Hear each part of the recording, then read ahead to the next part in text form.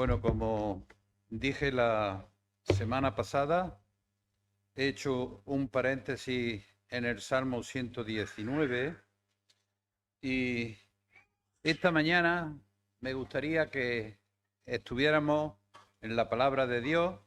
Vamos a estar en Primera de Tesalonicenses y el título que le he puesto a esta predicación es El impacto del Evangelio. El impacto del Evangelio. Cuando pensamos en el Evangelio, solemos pensar únicamente en que es un poder para salvar, para levantar a los pecadores, para transformar vidas, y es cierto, no podemos decir que no, pero el Evangelio sí es poder de Dios para salvación a todo aquel que cree en él. Pero, hermano, la Escritura también nos recuerda que esta misma palabra que nos trae vida, que nos trae luz y que nos trae esperanza, al mismo tiempo nos confronta, divide y expone el corazón humano. Es decir, la misma palabra nos trae vida, nos trae luz y esperanza, pero también nos confronta.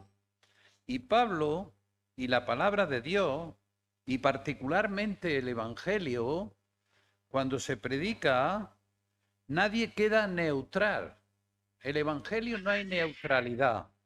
Su efecto siempre es profundo, aunque esto implica que hay que recibirlo bien. Y eso es exactamente lo que estaba ocurriendo en Tesalónica. Allí había nacido una iglesia joven, como todos sabemos, una iglesia que estaba llena de fe, pero también estaba rodeada de una oposición muy fuerte. Fijaros, hermanos, que los creyentes recién convertidos estaban en esa verdad, mientras que ese mismo mensaje que se había predicado, reaccionaron a otros con rechazo y persecución.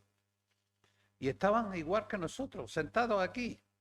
Unos rechazaron y otros lo acogieron. Pablo, vemos como este mismo evangelio, el cual produce gozo en uno, nos tenemos resistencia en otro. Y Pablo le está escribiendo esta carta a los tesalonicenses desde la distancia. Se la está escribiendo desde Corinto, que fue cuando Pablo realizó su segundo viaje misionero. Pablo, Sila y Timoteo llegaron a Tesalónica, capital de Macedonia, y durante su misión, cuando estuvieron allí, la cual se narra en Hechos capítulo 17, no lo vamos a leer por amor al tiempo, la ciudad de Tesalónica era un centro comercial estratégico, como todos lo sabéis, y allí, en ese centro, Pablo explicó que Jesús era el Mesías prometido. Pablo lo explicó, que Jesús era el Mesías prometido. Y el resultado, cuando lo leemos, fue notable. Algunos judíos creyeron, un número significativo de gentiles piadosos se convirtió. También hubo un grupo de mujeres influyentes que se convirtieron. Pero hermanos, no fue todo tan bonito. Al mismo tiempo, se desató una persecución intensa por parte de un sector de los judíos, los cuales se opusieron al evangelio de Pablo, es decir, se opusieron al evangelio. Y la hostilidad fue tal que Pablo tuvo que prematuramente salir hacia Berea. Desde entonces, Pablo vivió preocupado por la condición espiritual por la que estaba pasando la iglesia de Tesalónica, una iglesia que era de recién convertidos, recién nacidas. Así que cuando Pablo escribe estas palabras, las cuales vamos a leer ahora después, vemos que Pablo, por un lado, está lleno de gratitud. Timoteo le había contado que estos hermanos, aun siendo nuevos en la fe, se mantenían firmes, obedientes y perseverantes. Firmes, obedientes y perseverantes. Pero por otro lado, Pablo no ignora que había quien rechazaba la palabra, quienes se oponían activamente a que otros la escuchen, no solo que no querían, sino que también se oponían a que otros la escucharan, pero claro, así acumulaban sobre sí un mayor juicio. Pablo, al inicio de la carta de Tesalónica, de los tesalonicenses, había expresado con una gratitud profunda por la obra del Evangelio que había hecho efecto en Tesalónica. Y Pablo, tenemos 3 virtudes que resumen una conversión auténtica. 3 virtudes que resumen una conversión perfecta. La obra de la fe, el trabajo del amor y la constancia en la esperanza. Pablo resalta que recibieron la palabra, es decir, el poder, en poder y en el Espíritu Santo. ¿Y qué hicieron cuando recibieron la palabra? Abandonaron los ídolos, se volvieron a Dios, convirtiéndose en un ejemplo para toda Macedonia y Acacia. Y hermano, su conversión fue auténtica y visible. Fue auténtica y visible. Posteriormente, Pablo había explicado cómo fue su ministerio entre ellos, no porque dudara de sí mismo, sino porque su adversario lo estaban calumniando. Es decir, no solo no, sino que encima lo calumniaban.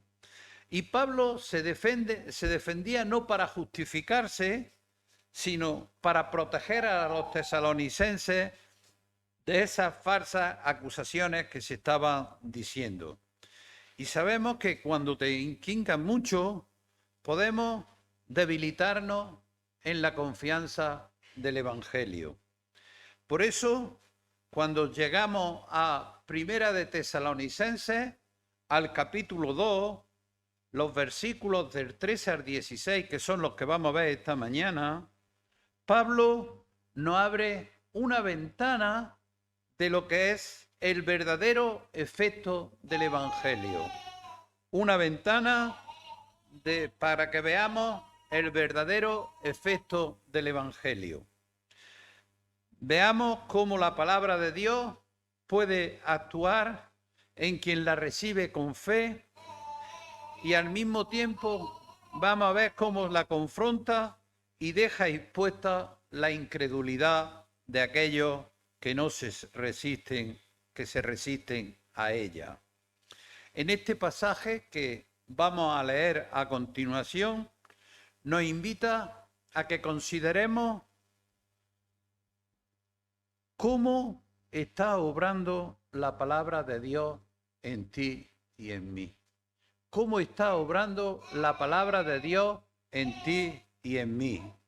Para ello nos vamos a Primera de Tesalonicenses, capítulo 2, los versículos del 13 al 16.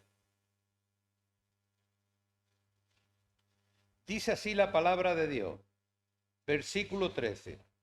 Por lo cual, también nosotros sin cesar damos gracias a Dios, de que cuando recibisteis la palabra de Dios que oísteis de nosotros, la recibisteis no como palabra de hombre, sino según es en verdad la palabra de Dios, la cual actúa en vosotros los creyentes, porque vosotros, hermanos, vinisteis a ser imitadores de la iglesia de Dios en Cristo Jesús que está en Judea, pues habéis padecido de vuestra propia nación las mismas cosas que ellas padecieron de los judíos, las cuales mataron al Señor Jesús y a sus propios profetas, y a nosotros nos expulsaron, y no agradan a Dios y se oponen a todos los hombres, impidiendo hablar a los gentiles para que éstos se salven.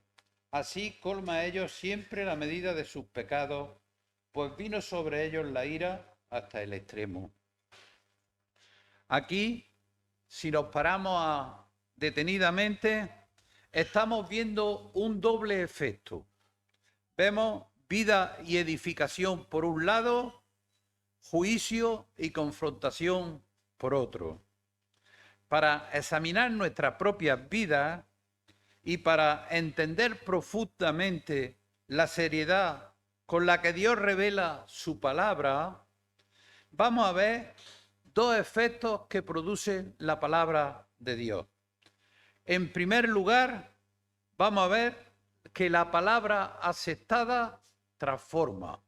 La palabra aceptada transforma. Para ello lo vamos a ver en los versículos 13 y 14. Dice así: por lo cual también nosotros sin cesar damos gracias a Dios, de que cuando recibisteis la palabra de Dios que oísteis de nosotros, la recibisteis no como palabra de hombre, sino según es en verdad la palabra de Dios, la cual actúa en vosotros los creyentes. Porque vosotros, hermanos, vinisteis a ser imitadores de la iglesia de Dios en Cristo Jesús que están en Judea, pues habéis padecido de los de vuestra propia nación las mismas cosas que ellos padecieron de los judíos. Pablo inicia esta sesión y la inicia con una frase que revela la pasión de su corazón. Dice: por lo cual también nosotros sin cesar damos gracias a Dios. Esto no son palabras formales. Aquí no hay una cortesía espiritual. Pablo lo que está es verdaderamente maravillado, está maravillado de recordar cómo los tesalonicenses habían recibido la palabra de Dios. Pablo está lleno de gratitud y en ellos vio algo, hermanos, esto es muy importante, en ellos vio algo que solo Dios puede producir. Fíjate lo que dice: recibieron la palabra como palabra de Dios.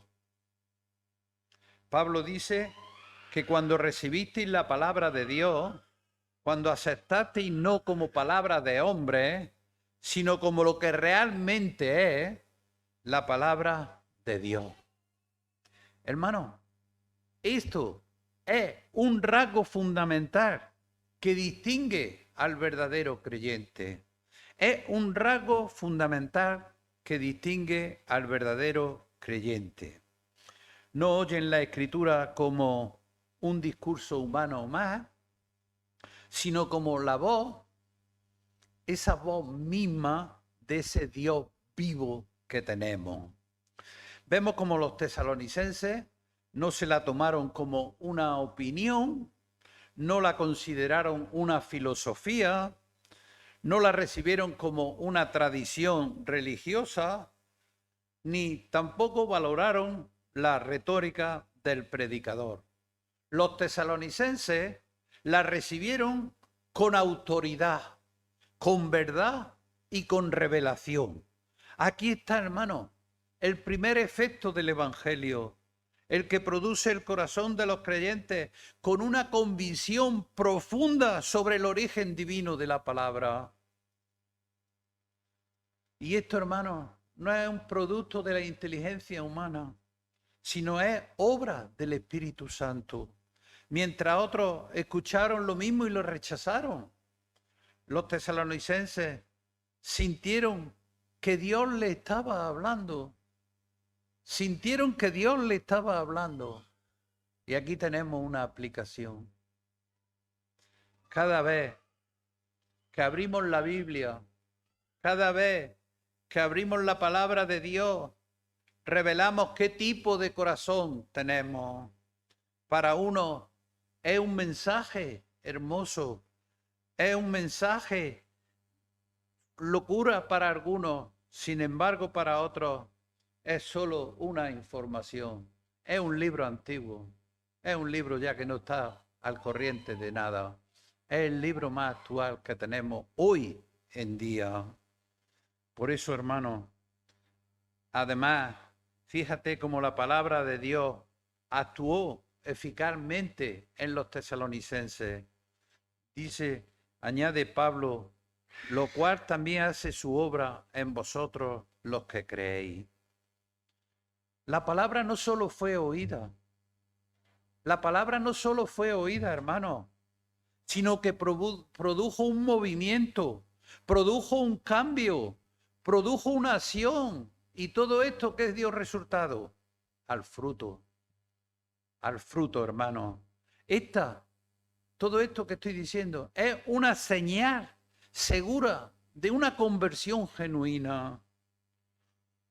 La palabra de Dios cambia la forma de pensar, nos confronta con el pecado, nos lleva a la obediencia, moldea nuestro carácter.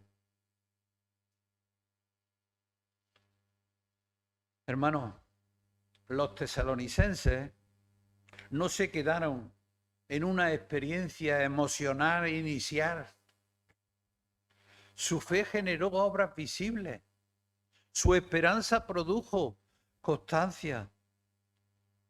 Sí, hermano, es importante pensar que un cristiano no se define por un día. Acepto a Cristo, soy cristiano. Sino porque hoy y mañana y pasado sigo actuando, sigo obrando en la palabra de Dios, donde veo que hay una transformación, y si no hay transformación, no hay vida espiritual. Constante en la palabra. Hermano, fijaros, para ellos no fue fácil todo lo que pasaron. La palabra estaba obrando en ellos hasta el punto que se identificaron con el resto de la iglesia del Señor. Y Pablo añade y dice, viniste a ser imitadores de la iglesia de Dios en Cristo Jesús que están en Judea.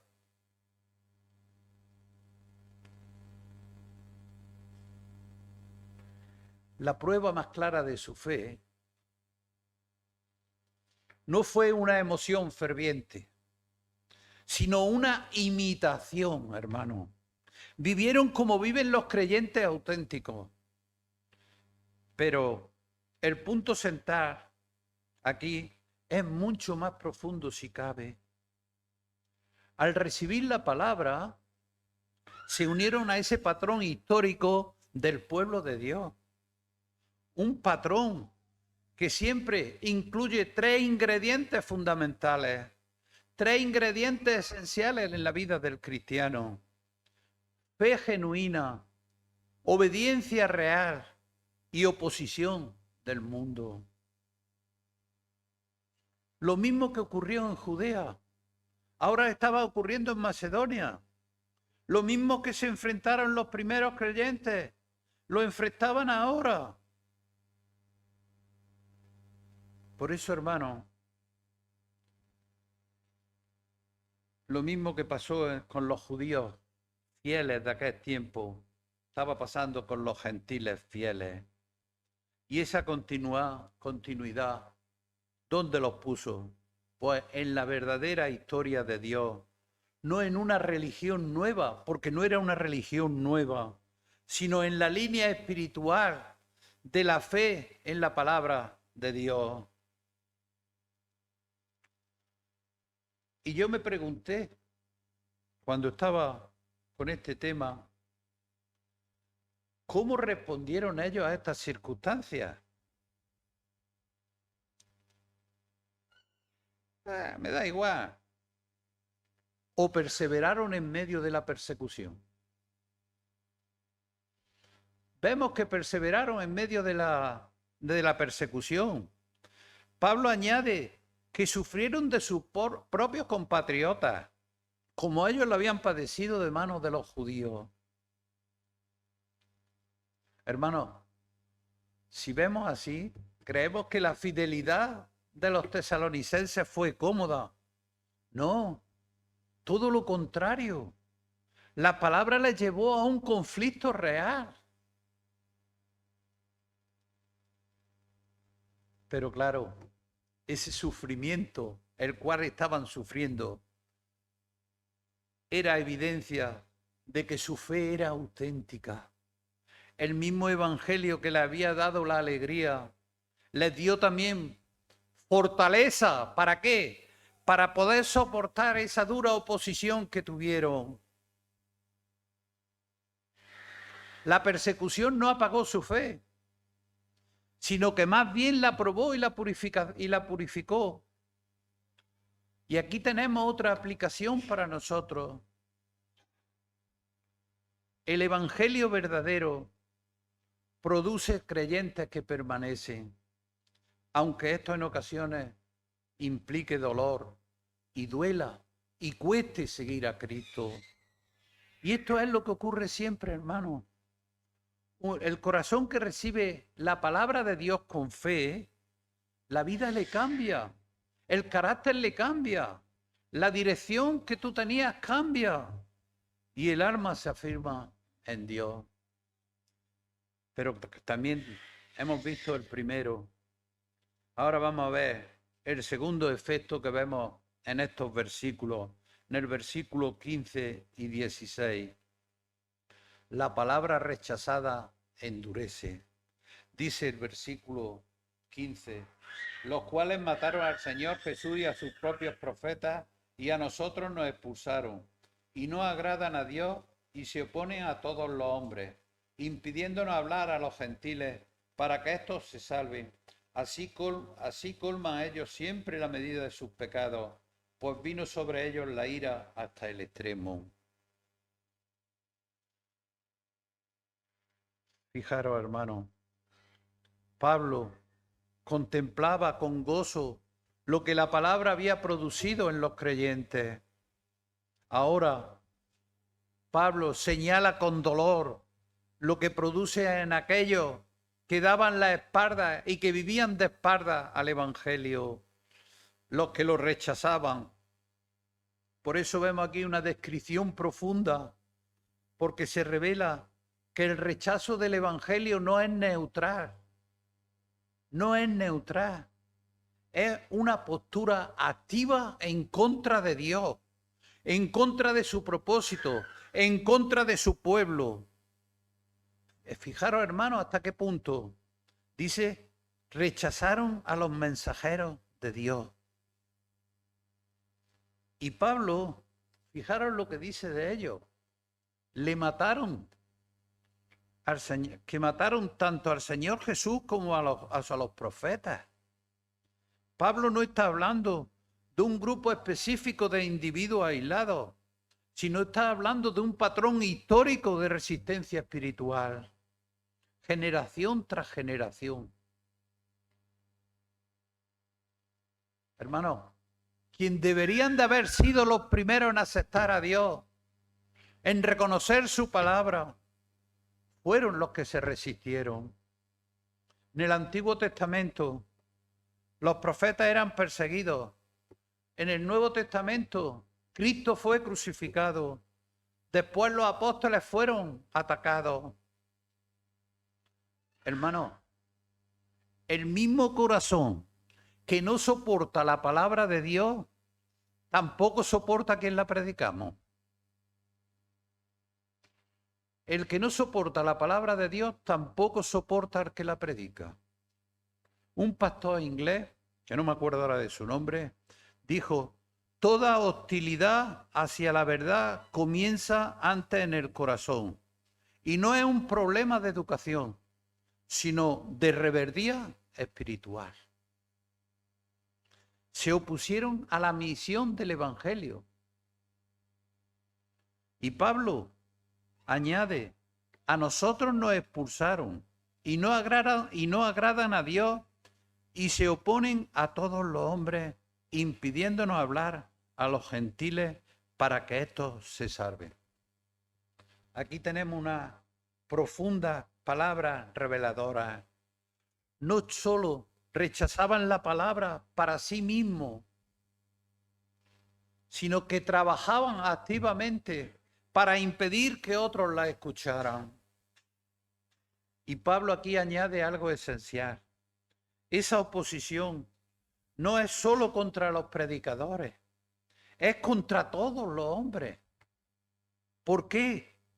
Porque impedir que alguien escuche la verdad que salva es la máxima expresión de enemistad hacia la humanidad.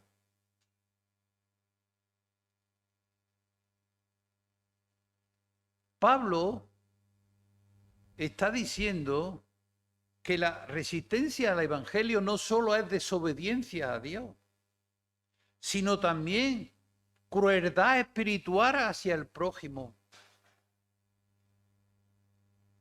Y es que cuando alguien rechaza la palabra de Dios con fuerza, no es solo para sí mismo, también busca arrastrar a otros.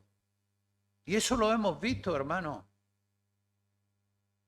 El pecado nunca quiere estar solo. Hemos visto cómo han arrastrado a hermanos. El pecado nunca quiere estar solo. El rechazo persistente llama al juicio, versículo 16. Pablo concluye con unas palabras solemnes. Así como ellos, la medida de sus pecados, así calma a ellos la medida de sus pecados, pues vino sobre ellos la ira hasta el extremo. Esta imagen proviene de esa idea, de esa copa que tantas veces hemos hablado, de esa copa que se va llenando cada vez que se hace un acto de rebeldía. Y esa rebeldía llega a un punto en el cual se desborda el vaso. El juicio de Dios, hermanos, sabemos que no es apresurado, sabemos que no es caprichoso. Es la respuesta justa a un rechazo continuo, deliberado y repetido.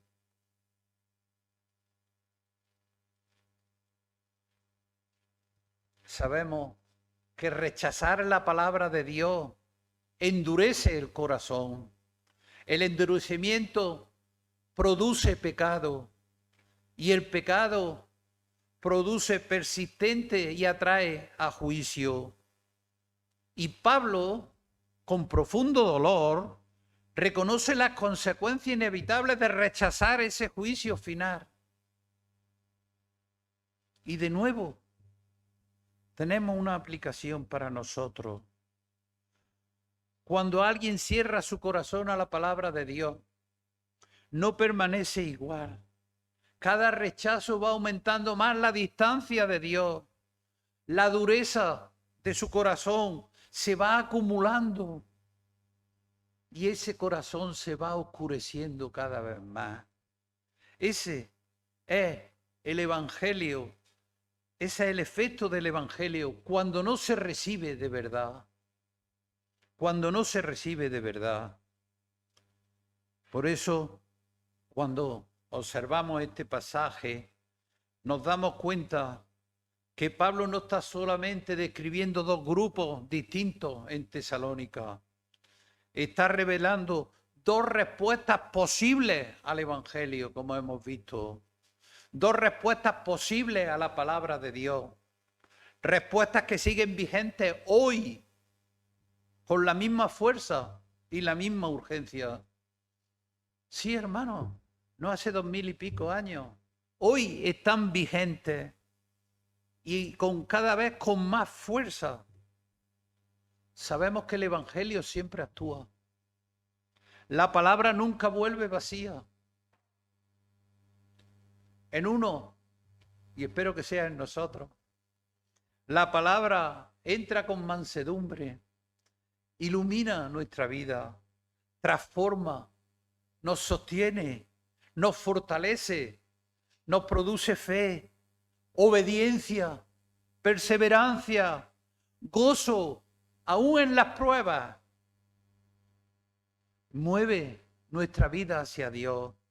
Ese es el efecto glorioso del Evangelio en los corazones que creen. Pero claro, pero en otros, la misma palabra los confronta, los expone a rebeldía, a incomodidad, los irrita, se rechazan persistentemente, se endurecen cada vez más su corazón. Quien se opone a la verdad, hermano, termina oponiéndose también a quienes lo proclaman. Cada acto de rechazo añade otra gota de agua a esa copa que teníamos, que un día será derramado. Ese es el efecto solemne del Evangelio en los corazones que lo rechazan. Y la pregunta no es cuál de los dos grupos aparece en el texto, sino cuál aparece en ti y en mí. ¿En qué grupo aparece? La Escritura no solo fue para describir a otros, sino para confrontar nuestro propio corazón. Por eso me hice varias preguntas. ¿Es la palabra de Dios hoy para ti una voz divina o es solo una opinión más? ¿Es la palabra de Dios hoy para ti una voz divina o solo una opinión más? ¿Está obrando en ti el poder del Evangelio, produciendo obediencia y transformación? ¿O la palabra de Dios está quedando fuera de la ecuación tuya, enfrentándote con resistencia, con excusas e indiferencia? Hermanos, el Evangelio sigue siendo el mismo. El Evangelio sigue siendo el mismo. La palabra de Dios sigue estando viva. Y cada vez que su voz llega a nosotros, nos invita a responder con fe, humildad y entrega.